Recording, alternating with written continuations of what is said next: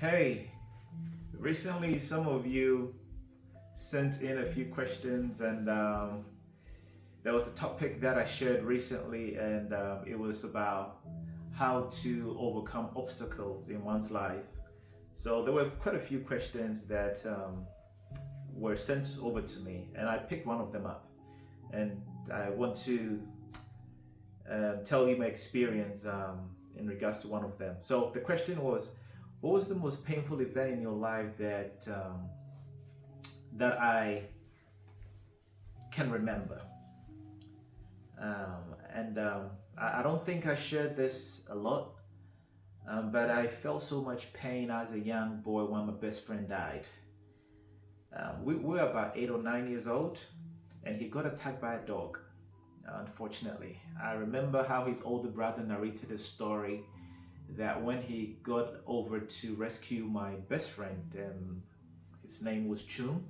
So when he got over to rescue Chum from the attack by the dog, he narrates the story that he saw Chum fighting off the dog, like how Samson fought the lion. So you can imagine what he was going through at that time, and the strength he even gathered to fight off a dog at that young age. Initially, we all took this very lightly, but after a while, Chum became very sick, and he started suffering from high fever. And I do remember when his dad brought him home to say goodbye to me because we were going over to the hospital. Little did I know that that was the last time I was going to see my friend again. They went to the hospital, his dad came home. Chum stayed at the hospital for about 3 days, and I think it was on the second day his dad went to the hospital, and when he came back home to tell me what had happened, he said Chum was not in a he was not at a good place at that time. I think after the third day or so, Chum died of rabies. It didn't really sink in until the day of the funeral. You know, I had never been to a funeral at that age. It was one of those places that funeral grounds is one of those places that you never go to as an 8, 9 year old kid. I mean, what are you going to look for over there? And even the thought of someone who is dead to go see a dead body, it was a no-go area.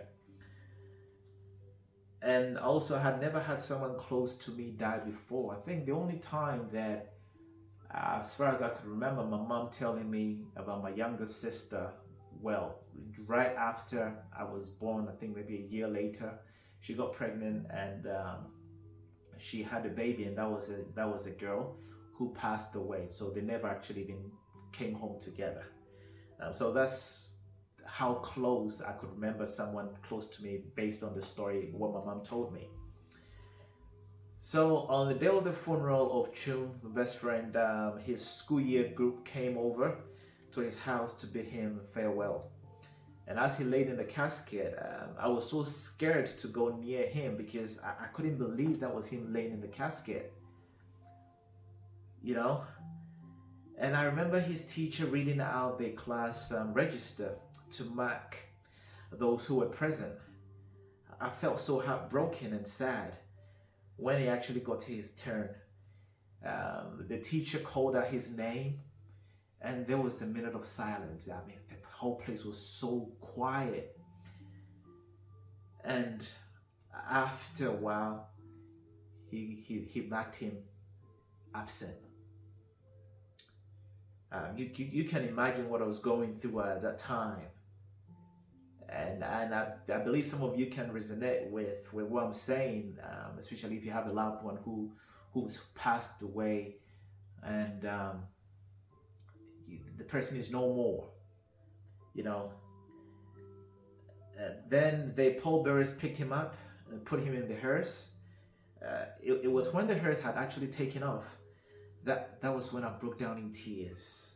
I was shattered. I didn't know what to do at that time. And that was the time that I believed that my best friend was never coming back home. That was it. I had lost my best friend forever. That was it. That was it.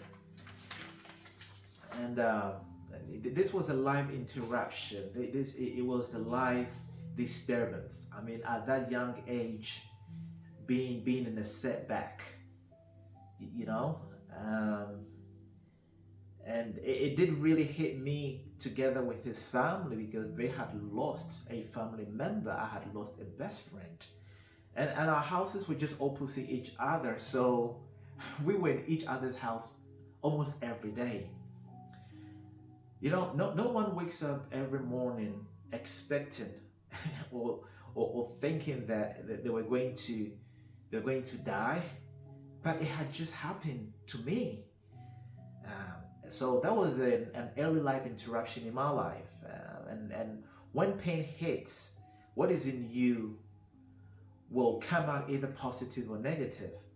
And in my case, this at a young age growing up, it made me resilient to face life, even when I was hit with a life interruption. So it was a really sad, painful moment in my life at a young age. And I think one question that another person did ask was how should people who have lost a loved one deal with grief? You know, in the book of Ecclesiastes, I'm a spiritual person, so I always refer back to the Bible, because that's my source. That is where I get my comfort. In the book of Ecclesiastes, it says there's a time and a season for everything. There is a time to cry, a time to laugh, a time to dance, a time to speak, and a time to be silent, and also a time to mourn. A person's life these days, 70 years or a little bit more, but you know, some of us pray, believe in God for a long life, longevity, as the Bible says, that with long life shall He satisfy us with and show us His salvation. So I believe I'm going to live to about 100 years old. We have to understand that death is part of life. Death is part of growing up. Life is happy, life is challenging, life is mourning, life is death. It's all part of it. So if we are blessed to live a long life, a lot of people that we love and adore are going to pass away in our lifetime. It is part of life. We have to face reality that it is going to happen one way or the other. So what do you do when someone passes away? Someone that you do love, when they pass away? Now watch this. Number one, you have to understand that we all grieve. Grieving is a feeling, it's an intimate feeling of mourning that lasts on the average, for some people a year, for others 2 years. And when it gets to 2 years, that's when there's a strong feeling of a sense of loss, you know, grieving in your soul. You know, back home, when I say back home in Ghana, because originally I'm from Ghana, when a person passes away and you're so close to the person, especially for the women, when the husband passes away or a close relative, they wear black for a longer period of time. So normally it's a year, but some people it goes longer than that. And this is a sign, or it's a sign that yes, a person has lost somebody and they are still grieving. Now you have to remember that it's hard to shake off grieving. It's not easy. It's not an easy feeling. Sometimes you just need to try. You need to know that it's something in you, something God put in us, because loss is loss. It's part of life.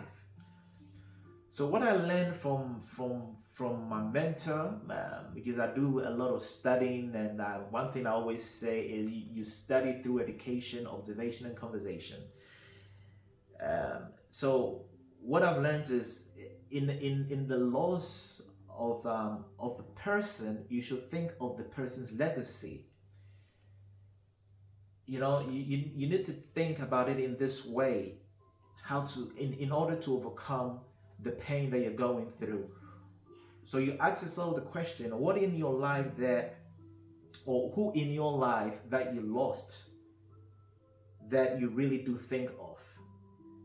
And when I'm coaching people, it's a question that I put across to them, and I ask them to give me two things that the person did that really impacted their lives, or something that they did that was so amazing about them that you find so comforting that it's hard for you to forget the person. Because in there, that is in the legacy, that is how, one of the ways that you overcome the grief.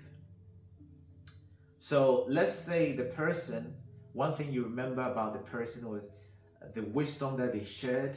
It could be their sayings, maybe some jokes, humor, or actions. So something that they did that really impacted your life positively. So now you can pass that on to other people, and so the legacy continues. I remember my friend, he was very, very jovial. He had a lot of humor in him. So sometimes, yes, I am a grown-up person now, but sometimes when I do remember him, yes, I remember the good things the good things that we shared as kids. So another question was, should you grieve with people, friends, or family? Of course. Grieving usually comes when you're by yourself, but it's good to have the right people around you when you're grieving. You see, when you've ever had an emotional breakdown in any way or fashion, like a divorce, which means divided force, or a relationship breakdown, when something dies, there's always grieving, right? So we have grieving for relationships that didn't work, dreams that even didn't work, jobs that didn't work. You actually grieve because something has died in your life. So there are a lot of people walking around that are grieving today, and that's why people can easily get mad at you for no reason. You know, you're cut in front of someone in traffic and the person just start yelling or shouting at you and calling you names. It's because something has died in their lives. You know, they are also in a state of grieving. You can go to a shop, or especially to the bank, and even the teller sitting there is perhaps maybe even grieving because something has died in their lives, and that's why sometimes people are just not nice. And when we experience that, we find it hard to understand, why is this person so mean, or why are they not nice? Because perhaps something has died in their life. You know, in the olden days when people were grieving, there was even a posture that people had to go in. You know, people will almost kind of bend their backs in the way that they were walking, and that symbolizes that something had happened or someone died in their lives. And another thing that I'll share is also there is a change in the volume of the voice of a person who has lost someone. You know, their voice or the sound now has gone down to a whisper. Their shout has now gone down to a whisper. Life can knock the shout out of you when you're in pain, when you're grieving. You know, when you were young with a lot of momentum, you had a lot of shout within you. But then when you grow up with a lot of setbacks, you lose your momentum. You lose your stride in your walk, and even your shout becomes a whisper. So when you have had something die in your life through a breakup, there is a posture change. Your volume quiets down, your volume changes, and your shout now becomes a whisper. But always remember the legacy of that person. Take that legacy and help other people with it. Always remember, you have divine greatness within you. I am Benji Larbi, messenger to generations.